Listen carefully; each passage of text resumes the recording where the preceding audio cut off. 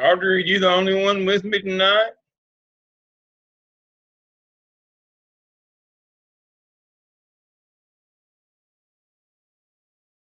I may have I might be. I may have to go to Zoom and start the other way. Okay. Let's see.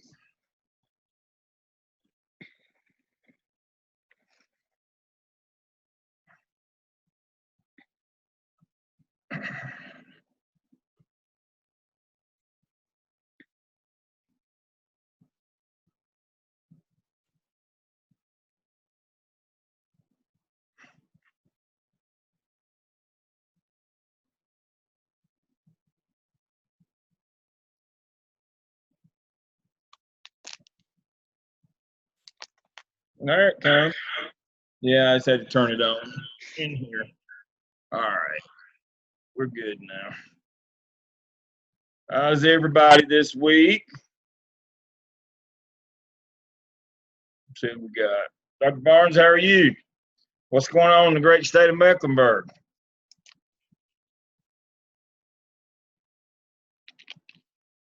Doing a lot of work with the raise the age laws and the changes and what it's going to look like for us. Oh, Yeah. oh.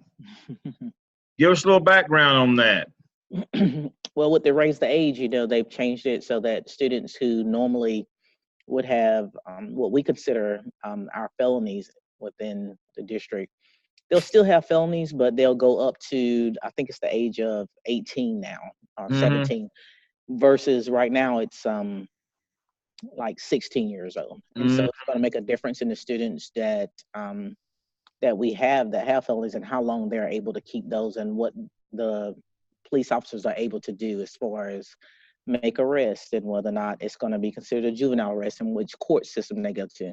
So the judges just to see what it's going to look like for the courts. Like they feel like they need to change the judges around more and give more of the juvenile judges to because they separate them by jail districts. So they want to move them around. And so the judges are kind of having those discussions, and they asked us to be at the table just so that we can see what difference it's going to make for CMS. What do you project the differences? What do you think it's going to do in terms of numbers?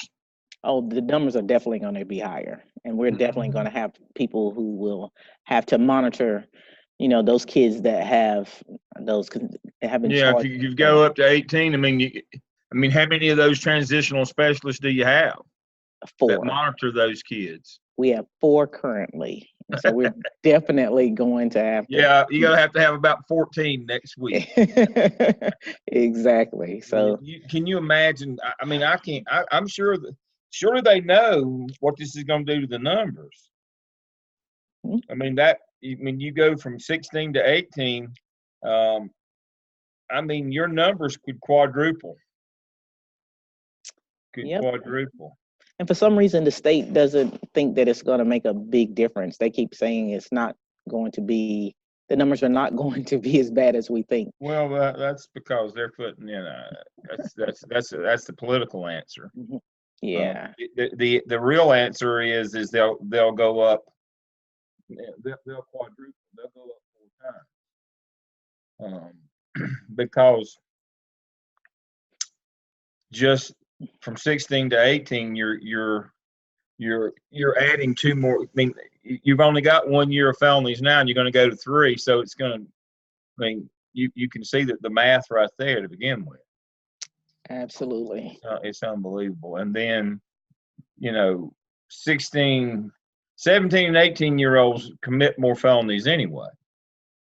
So you're going to quadruple, and then they're going to be standing around wanting to know why you aren't doing your job. Another unfunded mandate. You'll have to hire all these transitional specialists. What you're going to have to start doing is dean of students are going to have to get involved. And I suspect you already know that, since most of them do discipline anyway. Yes. You're going to have to enlist the dean of students in all the schools in order to help you with the supervision and reporting function. That's going to be your only. I mean, that's going to be your only. That's the only way you're going to be able to do it. And I've already added several people to help with triages because you just can't function really with just one person doing triages. So Now you got to have plenty. You got to have plenty of folks doing triages, but the monitoring piece is going to be what gets you. Absolutely. That's the piece that you have to do.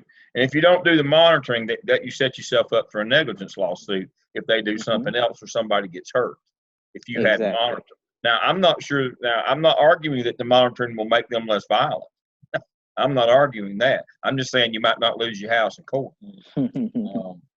You know, you hate to run everything for basically covering your behind, but that's pretty much what you have to do. You know, did you have somebody visit that student? Was somebody monitoring that student? Well, that didn't stop them from doing it, but you know, it'll help you when you go to court. So, you know, I'm of two minds about that business anyway. But Dr. Sumner, what's going on in the world of NCAT?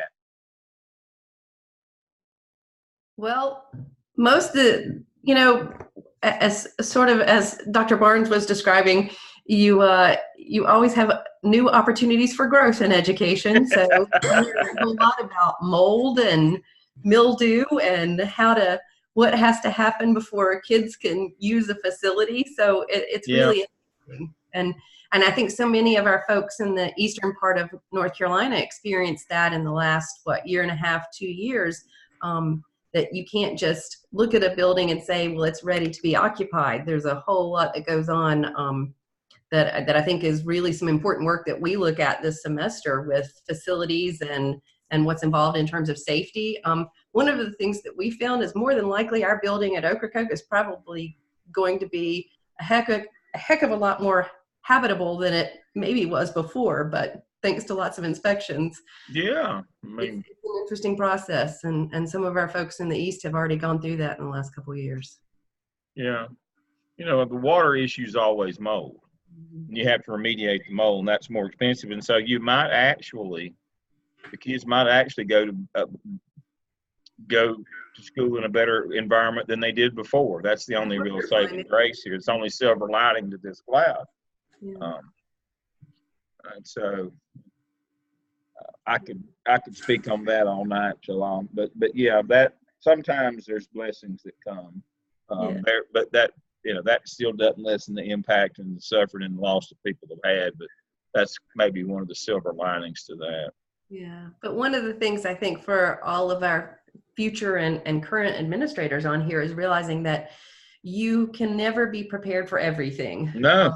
And so having those critical thinking skills and contacts and people who are experts in different fields who you know and trust, and building that network is so important, because that's how we've been able to move as quickly as we have. Yeah.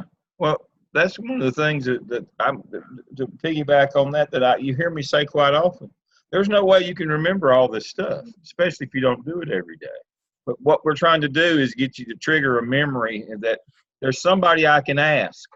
There's somebody that knows. There's a policy somewhere.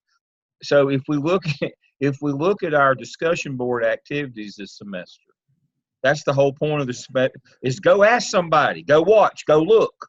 There's a resource. Find out. Find the manual. That's what we have you do, because you're not going to remember all this stuff. Dr. Sumner's exactly right. You're not going to remember it all. But the whole idea is learn to be a critical thinker. Did I hear that? The bell goes off. I might better look that up. I might better ask somebody. We're trying to teach you to be critical. That's exactly what our discussion board activity. You notice it's not read a chapter, write a paper. None of those. It's all go ask somebody, go find something, go look, go do an assessment, find this, look that, talk about that, observe this, and so that you get an idea of what your resources are out there. That's exactly right. That's the whole point of that. And so if we look at our weekly schedule, we're going to do our case study on Leandro tonight on funding. And so you should be working on your draft of Task 3 in the OMA. I've seen a couple so far, and they've been really good. And I want to speak to that in just a second. Again, the week, look at your policy on cyberbullying. And I did want to speak to this. I would involve police with cyberbullying because of the electronic devices, the technology. You can't crack the end of those and you can't get those, you don't really have the power of subpoena. I would involve the police on cyberbullying. But here's one of the things that I want you to know. Cyberbullying law has not changed. For some reason there's this urban legend that cyberbullying law was all struck down. It was not. The only thing that was changed in the cyberbullying law is if you're in a Twitter war and you start losing, you can't claim that you've been bullied. That's the only thing that changed. If you're going back and forth and it gets too rough for you, you can't claim that you're the victim. Other than that, all of it's still in place. So this notion that, well, we couldn't prove that they used a machine here at school, or we couldn't prove that they sent the text during school hours, that's the coward's way out. That is not true. It doesn't matter when the text or where the bullying occurred through social media or through technology. That's immaterial to the act. We report incidents, not outcomes or locations. The location is immaterial. I saw that again this week. They said, well, the school administrator said, well, we let the student go because we couldn't prove that it happened here at school. Well, you don't have to prove that it happened here at school. All you have to prove is it happened. And if they're both students, it disrupts your educational climate of your school. You take action on it and you get the police involved. You never know what's going on. But let me be clear, the cyberbullying law, the statute in North Carolina, has not changed. The federal statute has not changed. The only thing that was amended is if you're in a Twitter war and you start losing, you can't claim you're the victim. Other than that, it doesn't matter where it occurred. It didn't have to happen at school. You didn't have to send the text while you were in school or whatever the video. This cyberbullying deal is going to get you if you don't get in front of it. I'm going to tell you right now. Too many kids. What is it? Marie Osmond came out this week and said her son, he was bullied. That's cyberbullied. That's the reason why he committed suicide. Wow. Now, I don't know. And I'm telling you I don't know, and I'm not belittling that. But what I'm telling you is when things like that happen, they're tragedies, but they're always looking for somebody. They're always looking for somebody. And if it was known at your school that bullying was going on and you refused to act because you claim, well, I don't know when it happened or where they were when they sent the text, that's not going to save you. And I'm going to tell you, that's one of those things where it's going to get away from you. And the court of public opinion will not be on your side. You're not going to have anybody marching in the street to save your job or save your house on something like that. People will be gone. They'll vanish. This does not go well when something like that happens.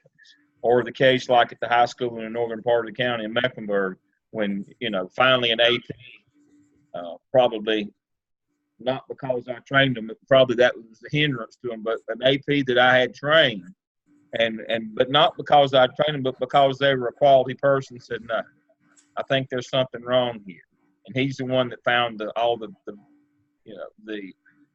underage photos of the girls over at the middle school, and the boy was 18, and it was a really, really bad situation. But he didn't just say, well, I don't know where the pictures were taken, or I don't know why they're passing that phone around. He got the police involved, and it was a really, really bad case. But he didn't cop out. He did what he had to do. Now, it brought a lot of negative publicity on the school. That you just have to live with that. It's never the wrong thing to do the right thing. I don't care about the publicity. I've had people tell me, well, the parents would be angry or we'd get a lot of negative publicity. That's not part of the equation, folks. You do the right thing because it's the right thing. Nobody can give you permission to break the law. Now, if people tell you they're doing it that way, then you nod your head and go on. You don't have to argue with them. But you better know they're putting themselves in huge risk by claiming that, I don't have to do it because I don't,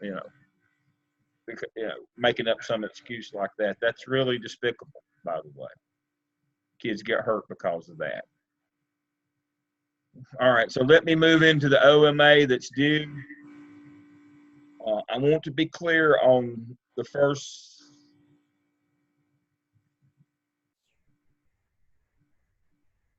There we go. I want to be clear on task 3. I need for you, everybody, to read this again. We're not reading it correctly. The candidate will develop analysis of the existing school schedule to include these things. This is the one we're not that y'all are skipping, that you got to hit, because I'm going to start sending them back. Assessment of the current scheduling procedures, not the schedule's strengths and weaknesses. No. The procedures' strengths and weaknesses.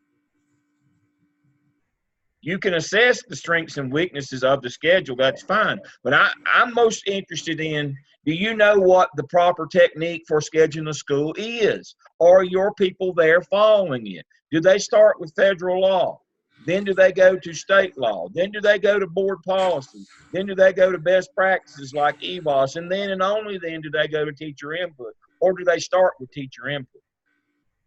That's bad practice. That is a bad process.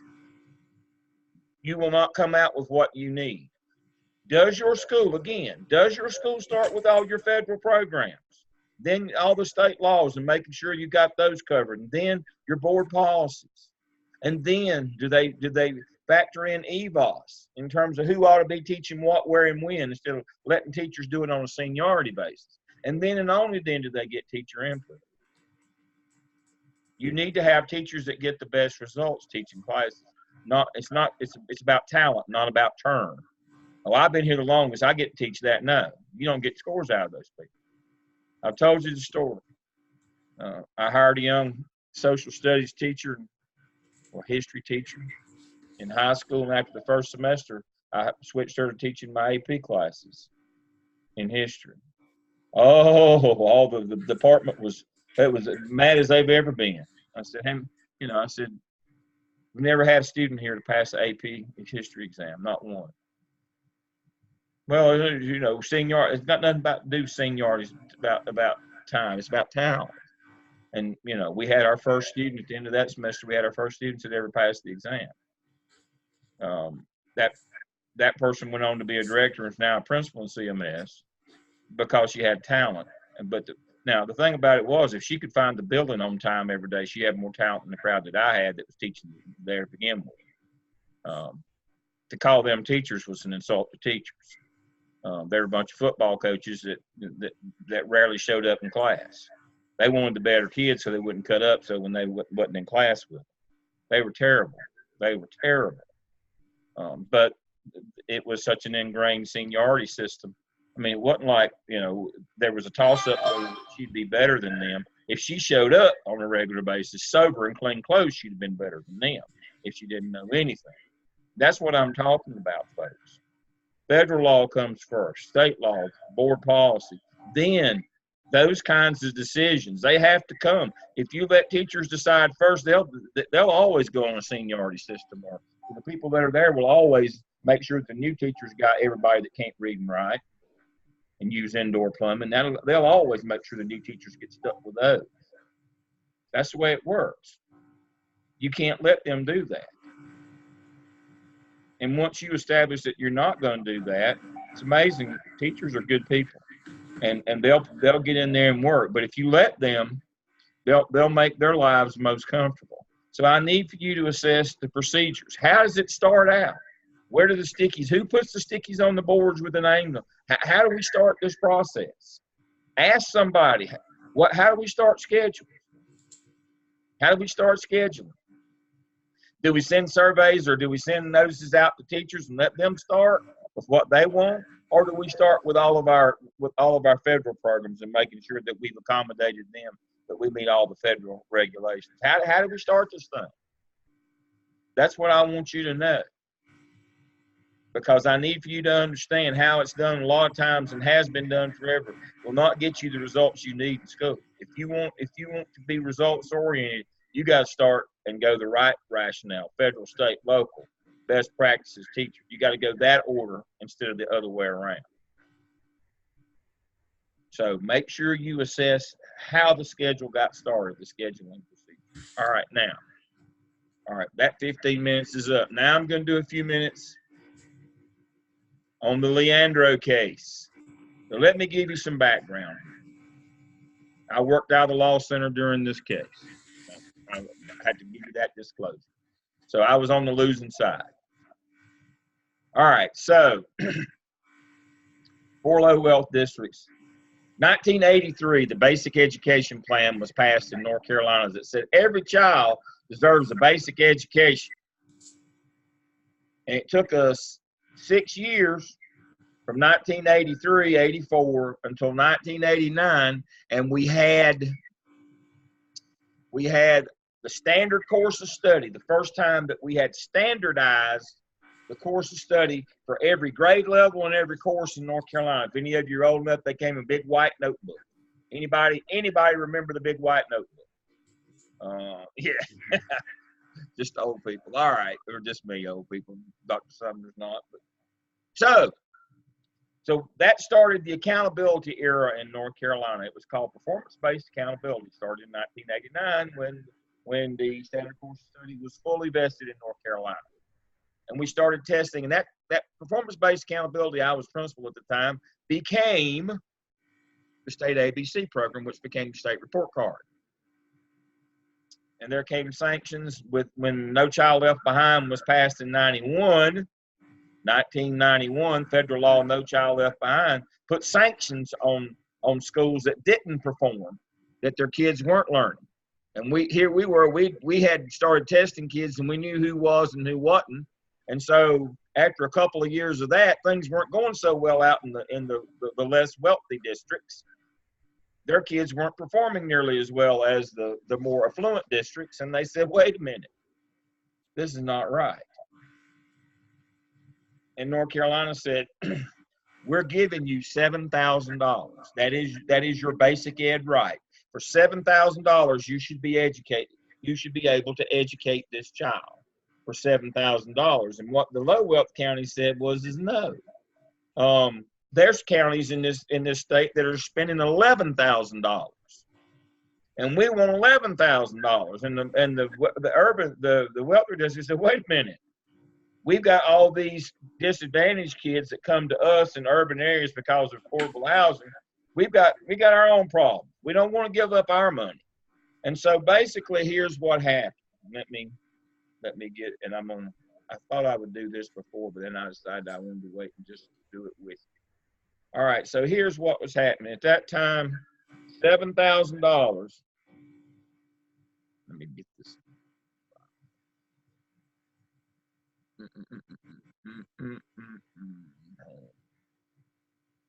Select all, and I'm going to change that to 14, about 16. So the state was spending $7,000 per pupil. Low wealth districts were spending $0 per pupil to educate a child. And the state said, that's fine. We gave you enough money. This was the basic, we gave you enough money to pay for that child's basic education. You get $7,000. You got enough money.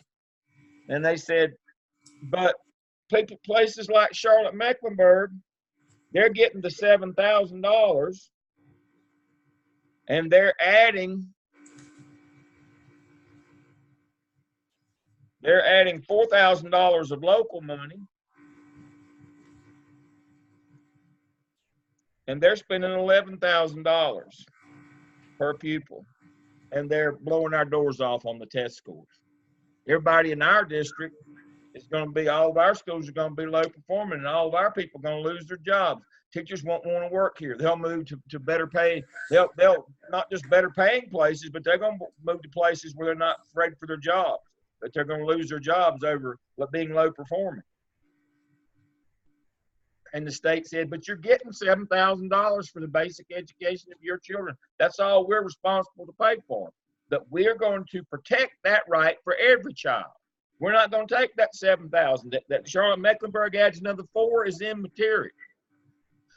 our job is to protect that $7,000 per pupil basic education plan money that these kids are owed. That's their right. Their basic education right is to that $7,000. And the low wealth district said, no, we want you to do district power equalizing. District power equalizing is a program where you manipulate the amount of state money and when it's added to the local money in order to come out equal or even. District power equalizing. It's an equalizing. So here's what the low wealth, that's what the lawsuit said. We want the state to give Charlotte Mecklenburg $5,000, and then they can add their $4,000 to it.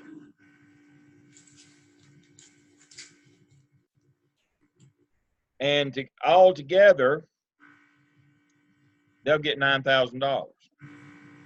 We want you to take that $2,000 you took for them and add it to our basic plan, our basic education money.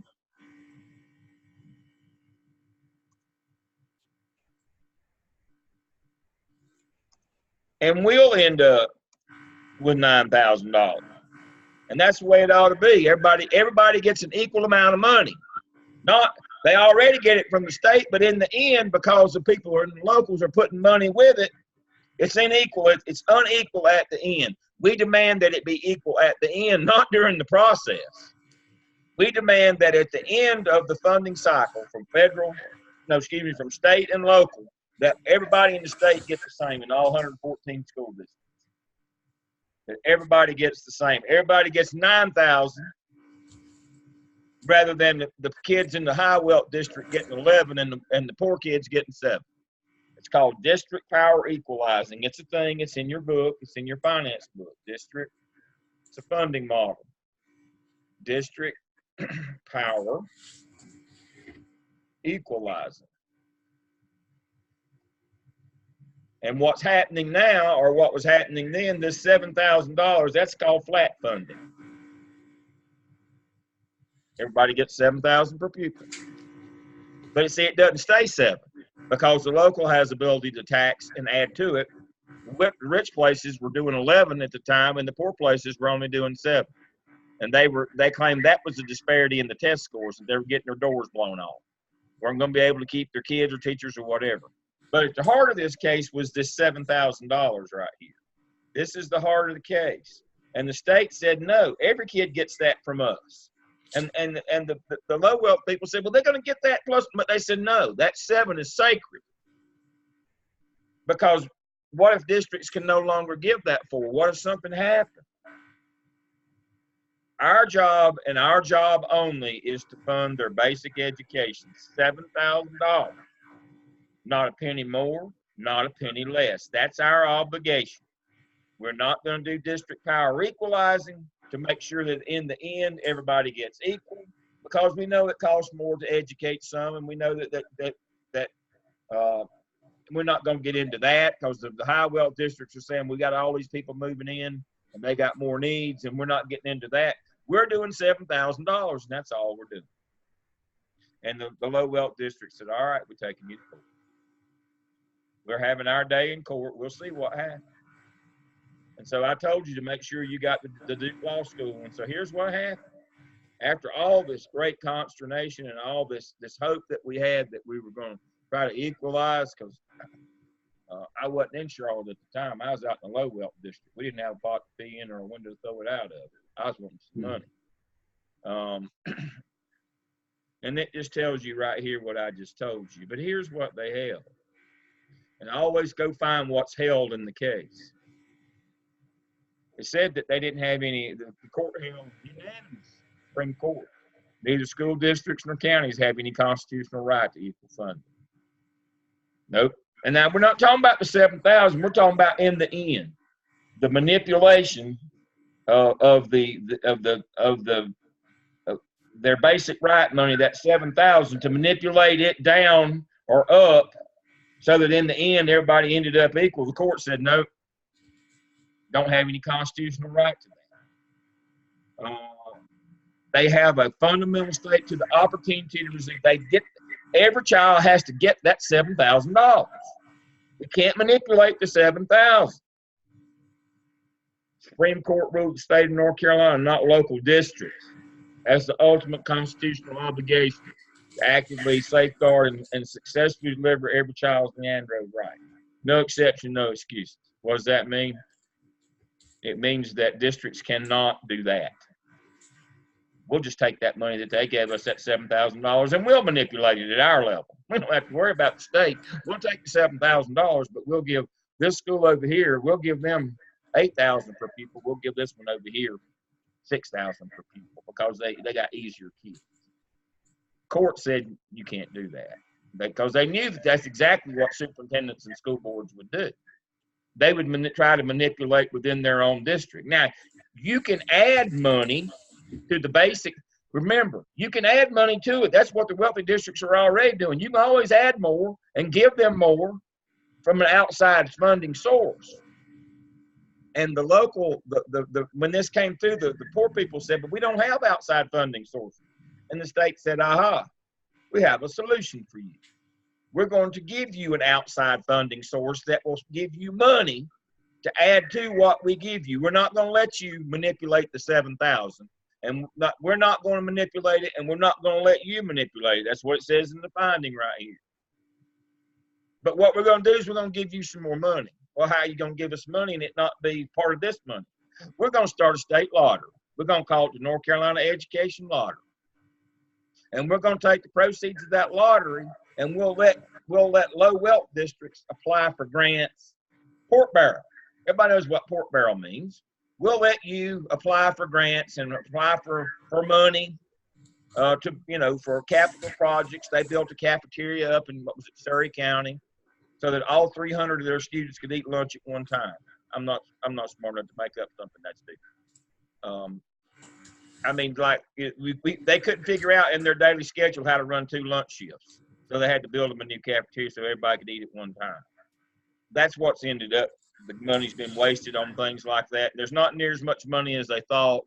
And so the lottery money hadn't been, and it's a regressive tax on poor people in the counties so it's only made things worse.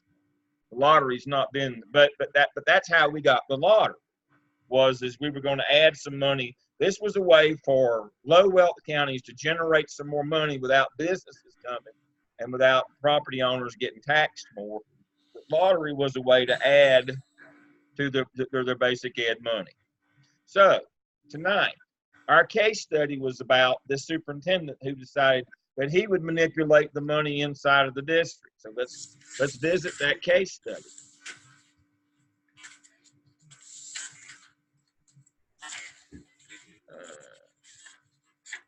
Last year, we laid a foundation of equity and funding by piloting a system called student-based budgeting at 4 schools.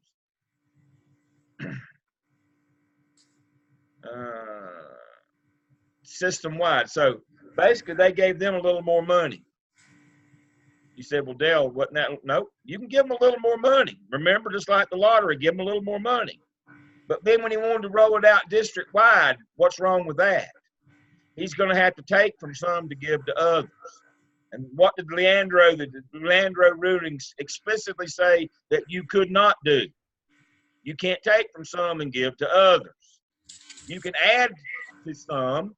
You can give them a little bit more. But you can't get that money by taking it from others. Everybody gets their basic right. Everybody gets their $7,000 or whatever it is. You can't rob Peter to pay Paul. If you want to add more money, that's fine.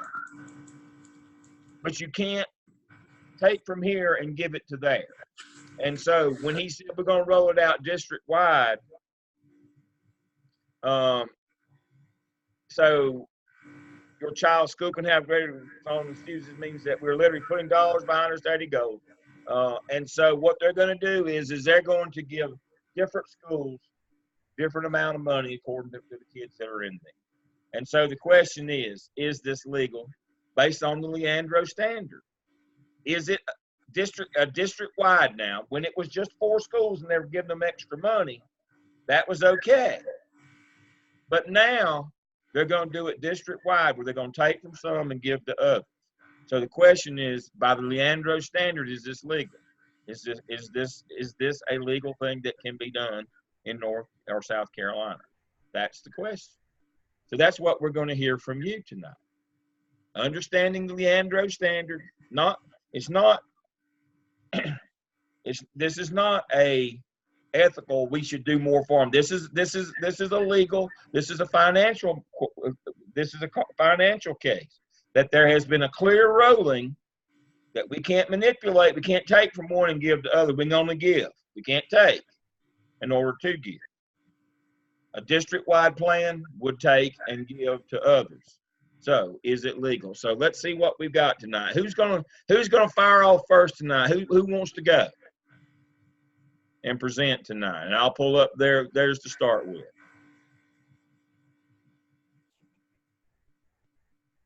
Who we got with us? Any volunteers to go through your case study tonight?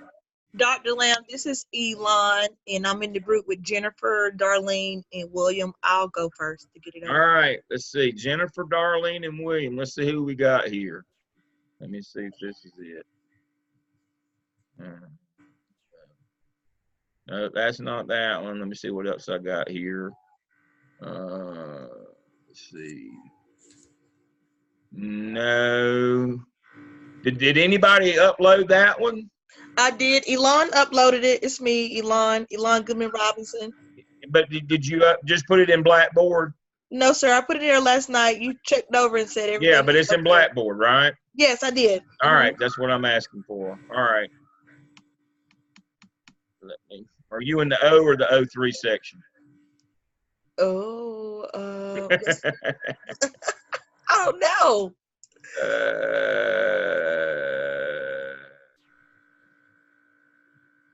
We're in O3. Oh, thanks, Jennifer. You're welcome. Well, there's only two choices. I mean, here we go. And so let's see. Case study 2. There you go.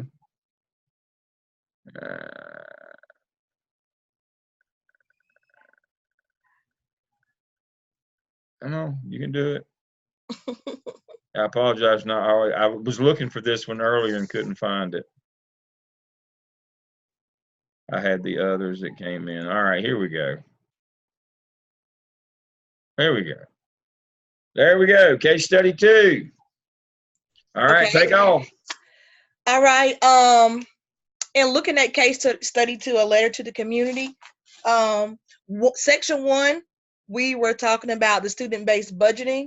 So we'll go first to the student-based budgeting section, because the case demonstrated that the superintendent was going off of student-based budgeting, meaning that funding was based on the number of students and the staffing ratios. The problem that our team found with this is that this does not account for the students in schools' individual or specific needs. And we were looking at what about other monies like Title I, grants, necessary support services, central office support. How are these needs handled for the students? So that's what we talked about with best practices. Next was the student-based budgeting. How it works is with the allocation of dollars directly to the school based on the number of students enrolled and the specific needs of those students. This does not specifically list or qualify as a need IEPs, 504 behavior plans, intervention students, 204 for a particular grade level, attendance problems, and your low income. Grade levels or at-risk learners will be given predetermined weights. Did not list what formula will be used for the grade levels or at-risk learners. Also, it did not define what at-risk learners were. And looking at the Leandro case, we gave a little bit of background between 1994 and when it was revisited.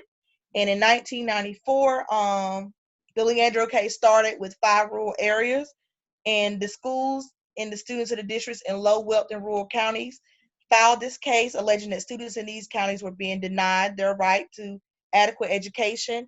I was sharing with the group, I actually work in one of those counties, and last year, a group of researchers actually piloted and picked our school that I work at randomly to come do some additional research. So I sat in last year towards April with group of researchers that were digging deeper into this Leandro case, and they asked me a series of questions. I was actually on the interview panel. So I found it interesting that we connected to this. Also in 1997 with the Leandro case, the Supreme Court permitted the case to proceed to trial, declaring that all students in the state are entitled to the opportunity to receive a sound basic education. And after the trial, the lower court found a violation of the student's right to a sound basic education and ordered the state to remedy the violation by providing these list of things. And those were to have competent and certified teachers, well-trained and competent principals, and resources necessary to support effective instructional programs. And lastly, with the Leandro case, the 2004 Supreme Court upheld the trial court ruling and retained jurisdiction to ensure that the state complied with the decision. Since 2004, some efforts have been made to comply with the Supreme Court ruling, notably by expanding access to high-quality preschools for at-risk 4-year-olds. The plaintiffs, however, continue to maintain the state has not achieved full compliance with the specific requirements for constitutional sound basic education established by Leandro rulings.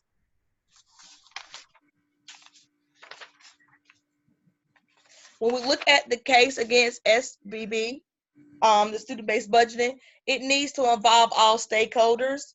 Parental involvement or lack of, staff closest to the instructional setting must be trusted and educated on setting priorities in the allocation of funds. All funds may or may not go to the school, Title I, EC, central office support, etc. Needs must be matched with resources. Resources must be distributed equitably. And it takes extensive amount of meeting times when you use the student-based budget, because decisions about where and how the money is to be allocated must be discussed. School culture must be strong and all departments must work together. And there must be some research on how you want to use it.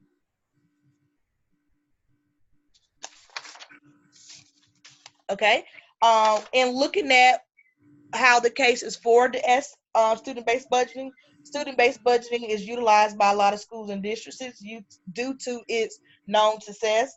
Student-based budgeting is very effective for tracking fiscal data due to being based on each student's needs.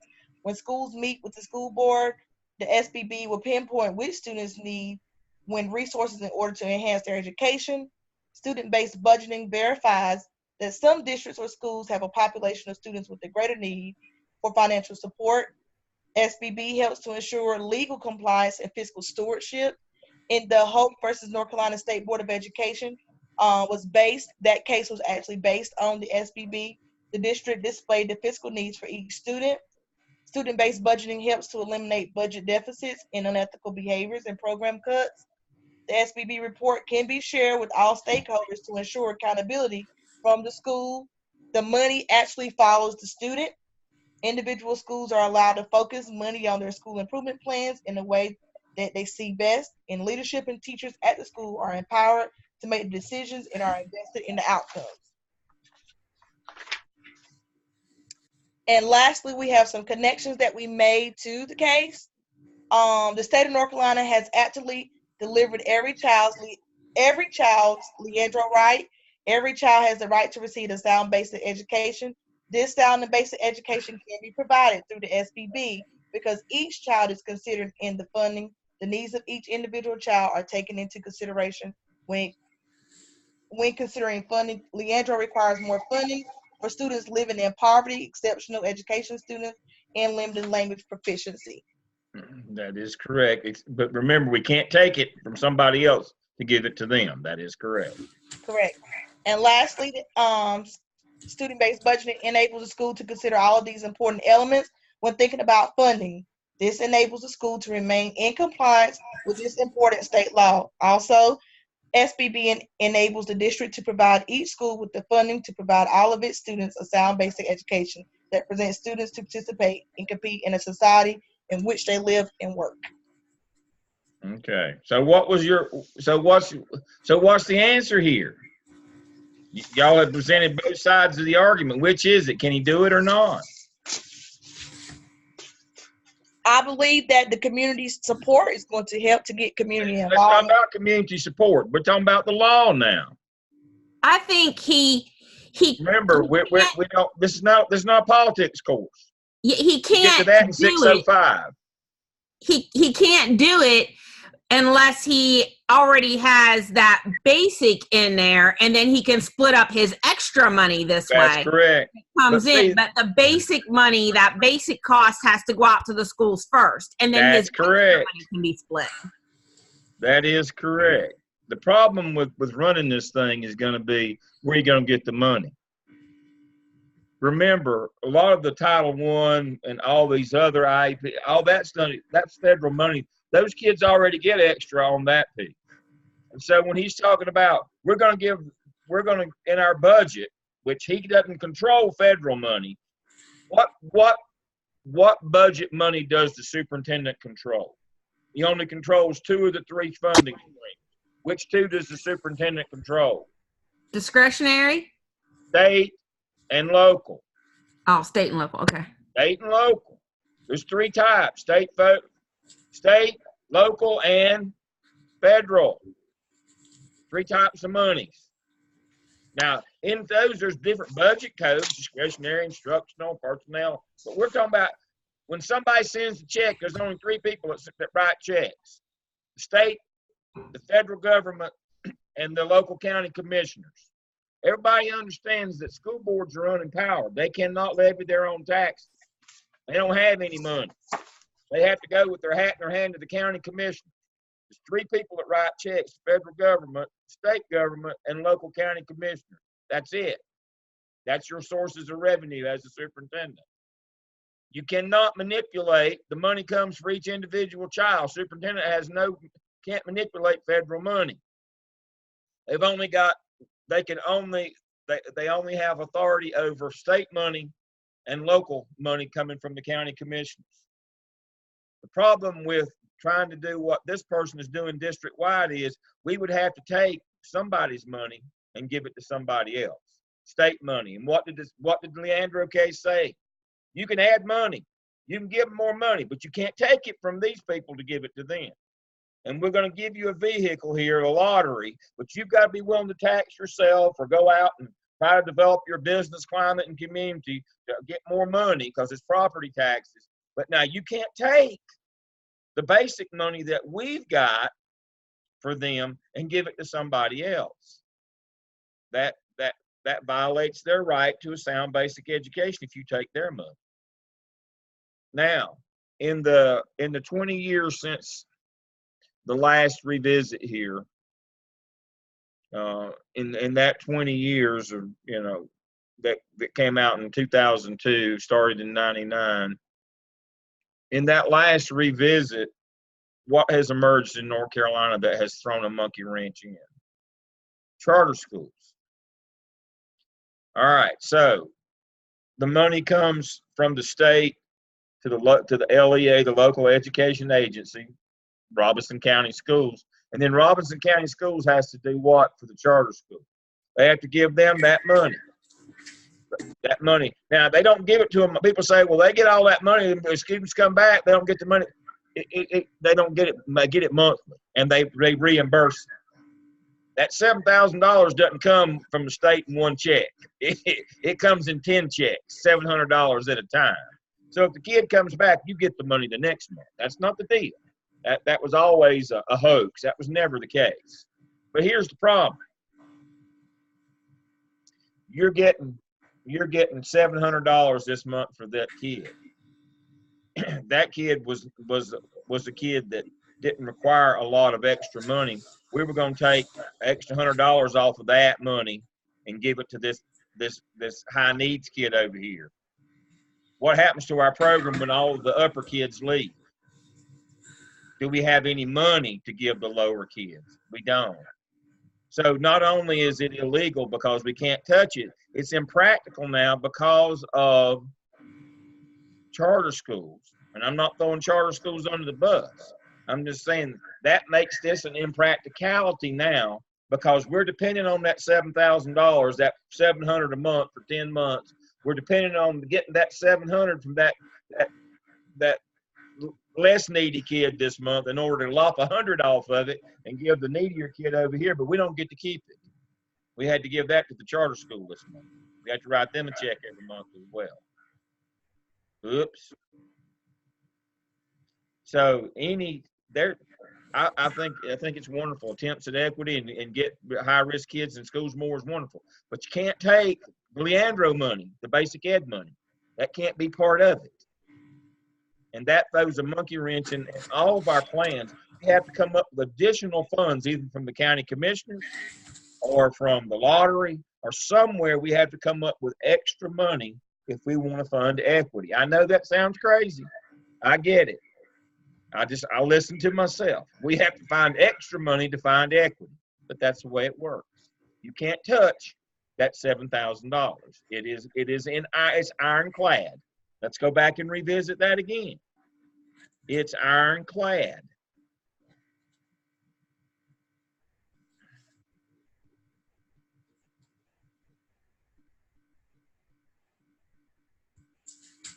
Excellent presentation, by the way. It is ironclad. It says, state of North Carolina, not local school districts, has the ultimate constitutional obligation to actively safeguard and successfully deliver every child's Leandro right. That's that money. That's that $7,000. That's their Leandro right. No exceptions, no excuses. You can't touch their money. Period. And so, a program like that was in this case study this week brings up a lot of issues. It's a wonderful idea, but the superintendent can't do it. Not the way that he can do it, like he did it last year, where he just gave those schools extra money, but as a district wide, where he's got to take from some and give to others. No, can't do it. Just can't. It's just that simple. And so the state would make him revert that money back to them if he did such a thing. The language is very strong. But that doesn't mean that we shouldn't try programs like this. It means that we've got to figure out ways to find the money for them. And it's not from the state. That money that we use for these has to be local money. It has to be from our county commissioner. I don't know if Dr. Barnes remembers the high school initiatives for 3 high schools in Charlotte-Mecklenburg.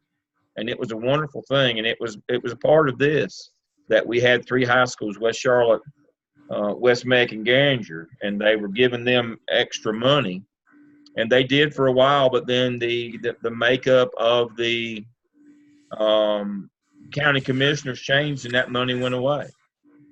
And that's the way it works sometimes. Nobody said that it was a bad program, or so now they have Project Lift, which is they're using private funding to try to make a more stable funding. So yeah, a lot of districts are trying to do things where they're adding more resources, more money, but it can't be the state money. That's just that clear. And this case is a wonderful case to get you to understand. Federal money comes with strings attached. You have no control. They tell you exactly who, what, where, and when you're going to spend federal money. And if you make the mistake of getting that wrong, you have to go home. So it leads me to one of my stories. I was visiting a student, and I don't know where I was because my GPS was just spinning. I did see a sign that said 35 miles to Topsail. So I was somewhere between Dukeman County and Topsail, up that stretch over there, where there's not much out in that part of the world. And so the point of that story is it was not a place where you passed it going somewhere else. You had to hunt it. There was a detour. I had to go down a dirt road and go up a man's driveway and drive through his carport and out the back to get. Can't make this up. I mean, these places nowhere. I got there, had to wait an hour to see the principal because they were having a Title I audit. What's the chances that they just randomly picked this school for a Title I audit? That'd be none. The same as my hair growing back. Not going to happen. You couldn't find it. You had to have a helicopter to find the place. 3rd grade teachers, they had 3. They had 75 kids. The principal gave 2 of the teachers 30 each, and the Title I teacher just got 15. And the other 2 teachers were mad as fire. And so instead of going federal law first and teacher input last, what did the principal allow those 2 3rd grade teachers to do to him? They got to him in the schedule and said, "Hey, hook us up here." We want you to distribute these kids to all three of us. And he should have said, no, federal law comes first. We're a Title I program, not a Title I school. The Title I teacher can only teach Title I kids. And to which I'm sure they'd have said, we don't care. Give her the kids anyway. And he did. And what did the teacher do before the day was over? She called Raleigh and said, I've got 15 kids in my class that not Title I. I'm not going to be responsible for the outcomes on these. And what did they do from Raleigh? They got them a state card and a map, and here they came. Showed up unannounced. The rest of the story is I had to go back 2 weeks later to meet the new principal. That one didn't make it through the day. He was gone. He was gone right after the second lunch shift. That's what happens when you intentionally misspend federal money. You don't do it but once, and you hope that you stay out of prison for doing it. So you have no control over federal money. When it comes for this kid, it goes to that kid or that program, or it pays that salary. What Leandro said was, you can have some control over that $7,000, but every kid has to get his 7. Every school where that kid is has to get that 7. You can't manipulate that piece. And they're like, dang. And so if you want to manipulate, you have to manipulate your local money. And then the other folks said, we don't have any local money. We're poor. And they said, we'll start a lottery. That way, if you won't tax yourself, we'll tax you. Everybody understands what a regressive tax is. That's what a lottery is. That's for people who won't tax themselves. State does a lottery, so you tax yourself. And so that's what they did to get money. It's a very inefficient way. You only get about 10 cents on the dollar, because by the time you pay the lottery company and pay out the winnings, there's only about 10 cents on the dollar left. But if you won't tax yourself, we'll do it for you. And that's what they did. So you got to understand, you have different funds, and that's the whole point of the Leandro case, is to kind of introduce us to school funding, is that there are different sources of money that come to you as a principal. You better know the rules. If you spend them wrong, it will only, especially federal money, you only do it one time. And so you need to understand how it works. This case allows us to look at all those different avenues of funding, and the OMA as well. We start setting priorities and looking at school budgets, but understanding that many of the things that we have, that in terms of funding streams that we have no control over. We have to do what they're intended to do. And if you try to subvert that by saying, well, I know best what needs to happen in my school, I think we ought to be spending the money over there on this, it won't be your school for long. I need for you to remember, your name's on the door, not on the deed. It doesn't belong to you. And if you spend money incorrectly, even if you have the best intentions, it won't matter. And that's why we bring up the Leandro case, because this is the highest of the best intentions that I know of. I mean, you don't get any more pure as the driven snow than you do on the Leandro case. It's pure and hard in terms of what we, and I'll put myself in that group because I was working down the law center at the time, what we were trying to do here. We really wanted to help kids who were just getting boat raced on test scores in these low wealth districts. As soon as we started accountability, we realized, this is about who you got, not what you do with it. These people are going to get blasted out of the water. We got to get them some help. We had the best intentions, but the court said, yeah, you can do this, and we applaud you for doing this, but you got to find your own money. So that's the case. And so the points we learned from Leandro is, you better know where money comes from and how you can spend it. There's a lot of different accounts. And you better know before you do it.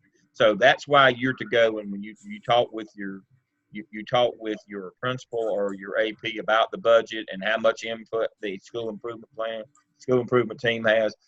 While we're working the financial piece of the OMA, you need to be finding out. Now, I know you won't remember, but what I'm hoping is down the road, when you get your job, you'll sit down and say, first thing you need to do first morning before you finish your coffee at this new job is to get an audit. Look at the books and find out what monies do I have coming here, what personnel, who's paid for what. I took over a high school that we had a photography program. Problem is federal government stopped paying for it 6 years prior to that. We were using a state paid position for an English teacher to pay for a photography teacher. They've been doing it for a while, but when the new principal comes, guess what happens? All bets are off. You got to fix it. These are the kinds of things that you can't allow to go on. What was happening to our class size numbers in English in the 10th grade because we have one less 10th grade English instructor? They all exceeded the state class size limits. Those are the kinds of things we're talking about here. This is what this case leads us into, is these kinds of issues. Better know the rules, better know how it works, and you better ask people. Funding is very, very complicated because of different funding streams and sources. It's very complicated. You better sit down and know what you can do with what. We're going to talk about fundraising and some of those kinds of things coming up later, which adds another level of complexity and stupidity to the process. And so we'll talk about those as we go, and we'll talk about some budget laws and those things. But this is your introduction to school funding. It's not as straightforward as you think. It's not always about just doing the right thing. You have to do the legal thing with the money. Please remember, again, this is not a politics class. This is a law class. We have to follow the law and policy here. I understand there's a lot of politics on the side. I know, I've been there, done that. Still do it. But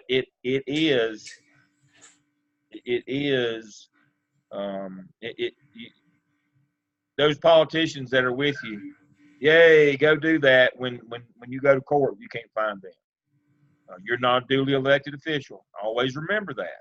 You're not a duly elected official. You're a paid professional staff member. Your job, you're paid to carry out law and policy. You can't let your heart get in the way of your head.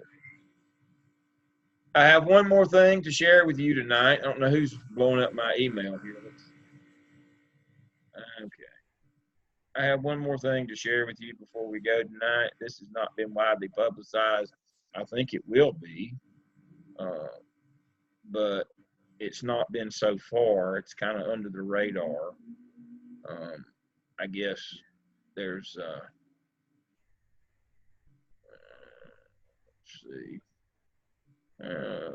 see here.